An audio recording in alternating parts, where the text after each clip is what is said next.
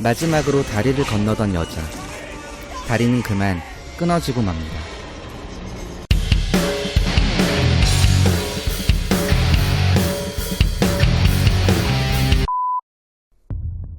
다섯 명의 친구들이 들뜬 마음으로 여행을 떠납니다. 이들의 목적지는 발칸반도 리스니아크 산이었습니다. 이곳은 매년 수천 명의 실종자가 발생하는 곳으로서 이미 암벽 등반 루트가 폐쇄된 상황이었습니다. 도착해서 알게 된 금지 구역이라는 팻말.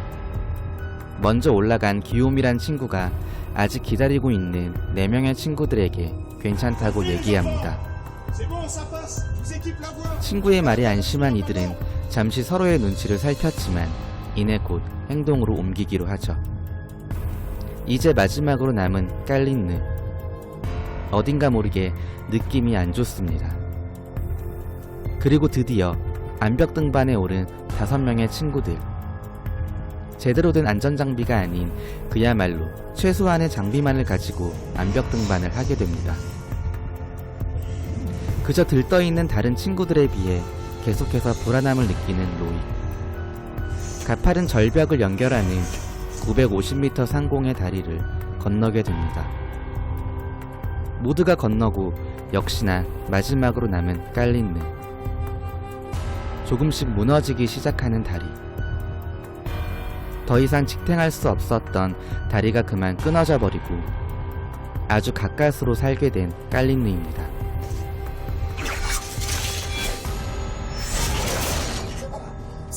목숨은 건졌지만 아래로 내려갈 수 있던 유일한 길이 없어져 버렸습니다. 그대로 고립되어 버린 건데요.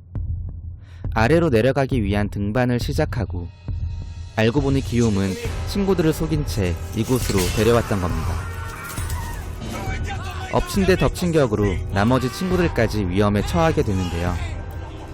잠시 혼자 있게 된 기욤은 불길한 느낌을 받습니다. 주위에 뭔가 있는 것 같았죠. 덫에 걸린 기욤은 움직일 수 없었습니다. 무언가의 힘으로 조금씩 움직이는 덫.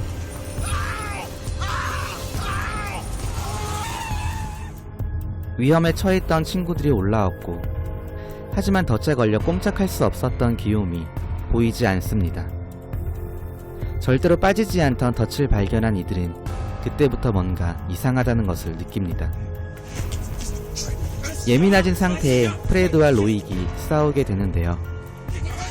프레드와 로익을 말리기 위해 움직이던 클로에가 그만 어디론가 떨어져 버립니다. 점점 어두워지기 시작하는 발칸반도 리스니아크 산. 떨어진 클로에를 구하기 위해 깔린느가 내려가게 되고 하마터면 큰일 날 뻔했습니다.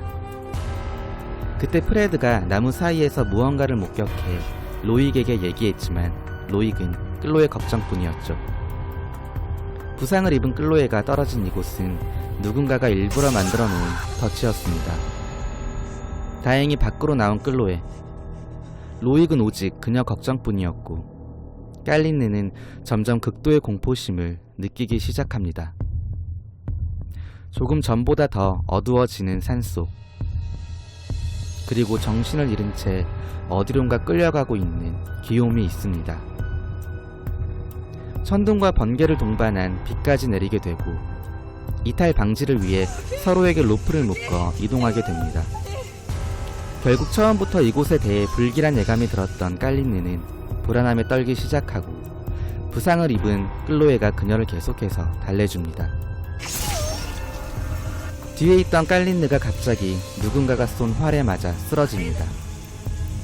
그리고 그대로 사라져 버립니다.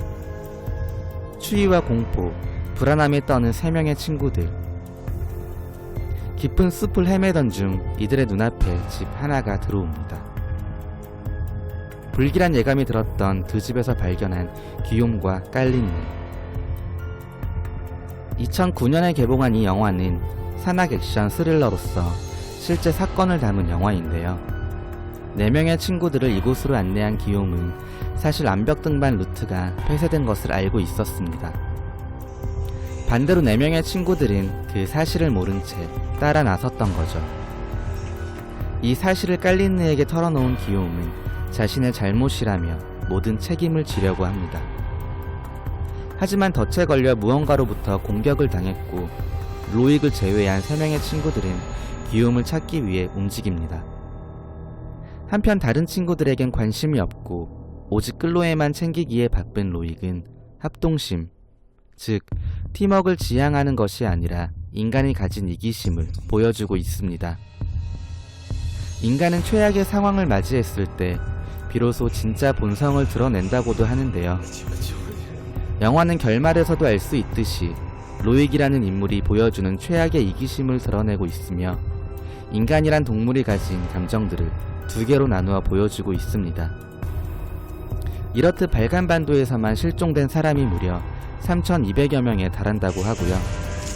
영화에 나온 5명의 인물들 모두 실존 인물로서 여전히 실종자 명단에 존재하고 있습니다.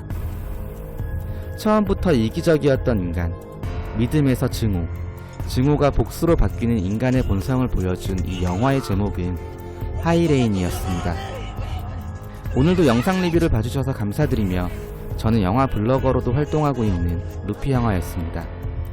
그럼 여러분 모두 감기 조심하시고 살펴가세요.